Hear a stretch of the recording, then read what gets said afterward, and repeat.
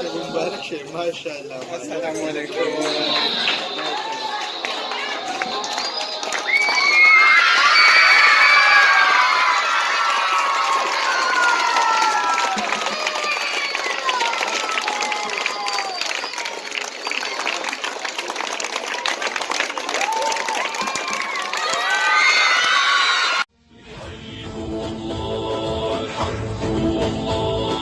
لو يوقف ضدك هالكون لا تيأس الله بالعون.